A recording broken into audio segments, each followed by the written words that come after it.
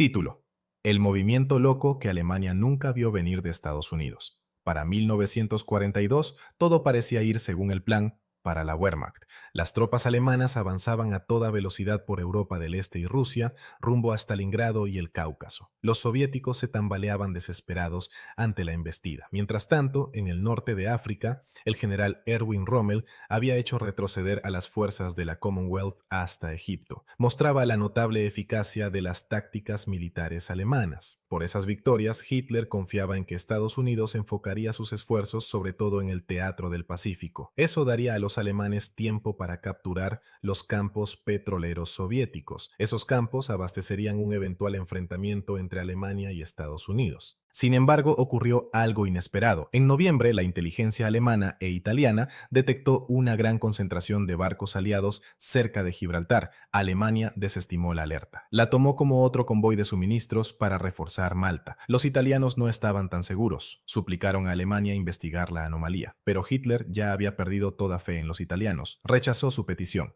La decisión resultaría costosa para Alemania. Lo que creían un convoy de suministros era en realidad una flota de transporte con 65.000 militares estadounidenses bajo el mando del teniente general Dwight D. Eisenhower. La Operación Torch, la primera incursión estadounidense en el Mediterráneo, estaba por comenzar. Cuando Estados Unidos entró en la guerra en los últimos días de 1941, el primer ministro británico Winston Churchill respiró aliviado. El Reino Unido por fin recibiría el apoyo militar que tanto necesitaba. Pero las cosas no salieron tan bien como esperaban los británicos. Los objetivos y prioridades de los mandos británicos y estadounidenses no siempre eran los mismos. El general George C. Marshall, jefe del Estado Mayor del Ejército de los Estados Unidos, quería concentrarse en liberar Europa y llevar la guerra a los alemanes en su propio territorio. A la vez, su homólogo británico, el mariscal de campo Alan Brooke, jefe del Estado Mayor Imperial, no quería que los aliados se enfocaran en Europa todavía.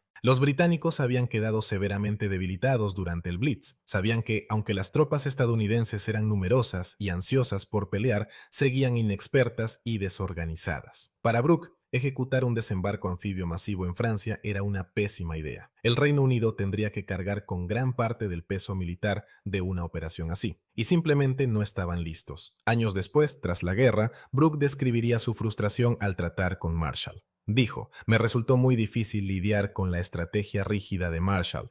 Él nunca entendió del todo lo que significarían las operaciones en Francia, incluido el distinto nivel de entrenamiento de las divisiones alemanas frente a las divisiones estadounidenses novatas y a la mayoría de nuestras divisiones nuevas. No podía apreciar que los alemanes podían reforzar el punto de ataque de 3 a 4 veces más rápido que nosotros. Tampoco entendería que, hasta que el Mediterráneo volviera a estar abierto de nuevo, siempre sufriríamos una escasez paralizante de transporte marítimo. Así, la estrategia aliada se convirtió en un punto muerto. Los estadounidenses querían liberar Francia. Los británicos querían que los estadounidenses despejaran primero el Mediterráneo. La situación fue tan frustrante que llevó a Marshall a pensar por un momento en cambiar el énfasis del ejército de los Estados Unidos del teatro de operaciones europeo al Pacífico. Eso habría dejado a Gran Bretaña sola en el frente occidental. De hecho, el ejército de los Estados Unidos probablemente se habría enfocado en el Pacífico, de no ser por el presidente Franklin D. Roosevelt. Él hizo algo que ni siquiera Churchill haría durante la guerra. Pasó por encima de su alto mando militar. Roosevelt había estado comprometido con la situación de Gran Bretaña desde el inicio de la guerra, y no iba a permitir que los alemanes pensaran que los aliados occidentales no estaban unidos. Además, la opinión pública estadounidense estaba decidida a enfrentar al régimen nazi, y el presidente de los Estados Unidos quería que sus tropas combatieran a los alemanes lo antes posible. Otro factor crucial para la decisión de Roosevelt fue la reciente derrota humillante de las fuerzas británicas en Tobruk. Por coincidencia, Churchill estaba en la Casa Blanca cuando se enteró de la pérdida devastadora en la ciudad libia. Al ver la reacción de conmoción del primer ministro, el presidente de los Estados Unidos prometió enviar tropas estadounidenses al norte de África. Así, contra el consejo de su general, Roosevelt ordenó al ejército hacer lo que querían los británicos y golpear el norte de África para liberar el Mediterráneo. Esa decisión pondría fin al punto muerto aliado y cambiaría el curso de la guerra. La Operación Torch fue un plan ambicioso. Los aliados transportarían 65.000 soldados. Al mando iba el teniente general Dwight D. Eisenhower. Saldrían de puertos en los Estados Unidos y en Inglaterra. Atacarían las posesiones francesas del norte de África en Casablanca, Orán y Argel. Los objetivos estaban controlados por la Francia de Vichy. Era el estado títere creado por los nazis tras su conquista apresurada de Francia en 1940. Mientras tanto, el llamado aliado a invadir el norte de África francés se benefició enormemente del hecho de que la atención de los líderes del eje seguía enfocada en otro lado. Los alemanes estaban totalmente enfrascados en su lucha por Stalingrado y el Cáucaso. Mientras tanto, el Afrika Korps de Rommel estaba muy ocupado en Egipto. Mantenían el territorio que habían ganado, mientras los refuerzos británicos amenazaban con empujarlos de vuelta a Libia. Aún más a favor de la operación estaba el hecho de que el Tercer Reich no confiaba en el régimen francés de Vichy. Esperaban ser traicionados todo el tiempo. Por eso no abastecieron bien al África francesa. Dejaron a las tropas destacadas allí con equipo anticuado y con poco entrenamiento. Aún así, la inteligencia del eje finalmente detectó una acumulación importante de barcos cerca de Gibraltar. A pesar de las preocupaciones expresadas por Italia, Alemania descartó el hecho como otro envío de suministros a Malta. La gravedad de esa decisión les caería encima a los alemanes el 8 de noviembre de 1942. A las 5:30 de la mañana, un Ulrich Joachim von Ribbentrop, inquieto y ansioso, el ministro de Asuntos Exteriores alemán, llamó al ministro de Asuntos Exteriores italiano, Galeazzo Ciano. Le informó que tropas estadounidenses habían desembarcado en puertos argelinos y marroquíes. Ciano estaba perplejo, aún somnoliento. Cuando le preguntaron qué pensaban hacer los italianos, no supo qué responder. Aún así, algo estaba claro. Los mandos del eje no esperaban un ataque de tropas estadounidenses en el norte de África. Durante una serie crucial de meses que Churchill después llamaría la bisagra del destino, las tropas estadounidenses tomaron por asalto los puertos y los aeropuertos clave de Marruecos y Argelia. Apuntaron a Casablanca, Orán y Argel. Al mismo tiempo, los alemanes quedaron detenidos en Stalingrado, ya no avanzarían hacia el este, y Rommel probaba su primera derrota en Egipto. En menos de 6 meses, el rumbo de la guerra cambió por completo. Las fuerzas de Estados Unidos siguieron avanzando con éxito por el África francesa. Las fuerzas francesas de Vichy, ya debilitadas, no eran rival para el equipo y las tácticas militares estadounidenses. Aún así, no todo salió según lo planeado. Los aliados esperaban que la mayoría de las tropas francesas se volvieran contra los alemanes y se unieran a ellos al empezar la invasión, pero eso no pasó. De hecho, la mayor parte de las fuerzas francesas resistió el ataque con ferocidad. Una excepción notable fue obra del general Antoine Betuart. Cuando las tropas estadounidenses y británicas desembarcaron en Marruecos, intentó un golpe de estado contra el mando militar francés. Quería rendirse ante los aliados al día siguiente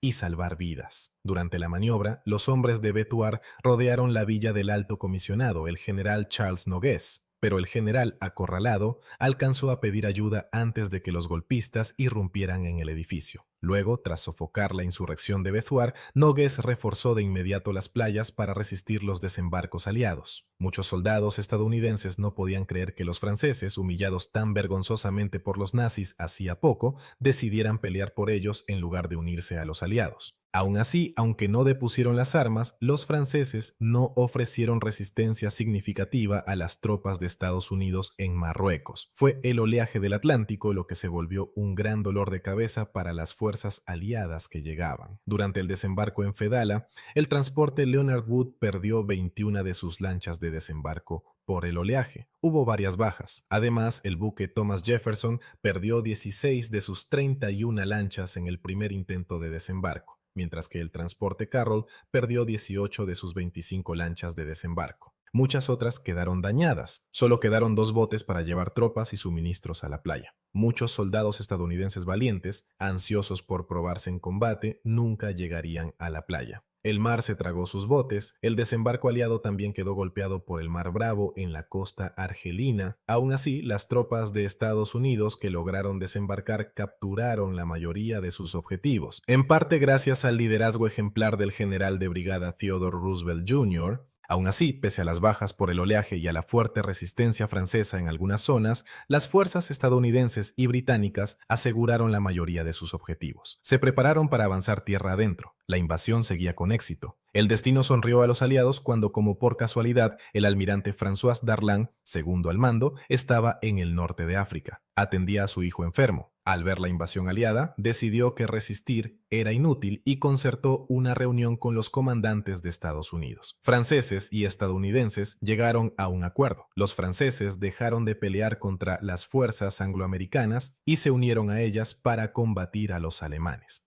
Cuando supo las acciones del almirante François Darlan, Hitler se enfureció. No solo lo sorprendieron los estadounidenses al invadir el norte de África, también tomaron la mayoría de los puertos y aeródromos en Marruecos y Argelia y convencieron a los franceses de unirse a ellos. Encendidos por la rabia, el alto mando nazi tomó una de las decisiones más desastrosas de la guerra. Aunque estaban muy extendidos en el frente oriental y a pocas semanas de lanzar su contraofensiva en Stalingrado, Hitler ordenó tomar Túnez. El Führer ignoró por completo a comandantes que le advirtieron que era imposible mantener el norte de África. Desvió tropas valiosas que se necesitaban en Stalingrado hacia Túnez. Al inicio, la invasión alemana de Túnez parecía un gran éxito. Capturaron el territorio y frenaron el avance aliado. Las fuerzas de Estados Unidos en el norte de África estaban acostumbradas a tratar con tropas francesas mermadas. Ahora conocerían lo que era enfrentarse al contingente alemán. El descalabro de las fuerzas de Estados Unidos en el paso de Kasserine, a manos del Afrika Korps de Rommel,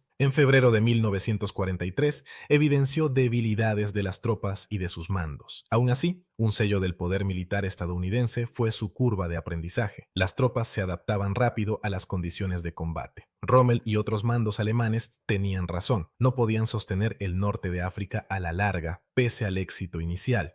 Con una línea de suministro extensa y debilitada, las tropas alemanas se tendieron una trampa. Para la primavera, los aliados cortaron las comunicaciones marítimas del eje en el mar Mediterráneo. Las fuerzas alemanas solo podían llevar suministros por aire. Sus tropas en Túnez quedaron mermadas. Al llegar abril, las fuerzas aliadas ejercieron su superioridad aérea sobre el Mediterráneo. Atacaron aeronaves de la Luftwaffe para arrasar los transportes Ju-52. Dejaron a las tropas alemanas en África totalmente hambrientas. Sabiendo que no vendrían refuerzos tras el fracaso en Stalingrado, las fuerzas alemanas e italianas restantes en el norte de África se rindieron en mayo. Dejaron a Italia desprotegida ante una invasión aliada. Al final, la decisión de Roosevelt de enviar tropas de Estados Unidos al norte de África y no a Francia dio resultado. Las tropas inexpertas de Estados Unidos aprendieron a luchar contra la Wehrmacht y el mar Mediterráneo quedó bajo control aliado. Eso ayudaría a abastecer una invasión de Francia. Lo más importante, para 1943, los estadounidenses habían demostrado ser combatientes y líderes formidables, tanto que ahora podían dictar la estrategia aliada y planear la invasión de Francia con el apoyo total de las fuerzas británicas. Si te gustó este contenido, visita nuestro canal para más historias como esta. Por favor, dale like y suscríbete. Eso ayuda a que el canal crezca. También cuéntanos en los comentarios desde dónde nos estás viendo.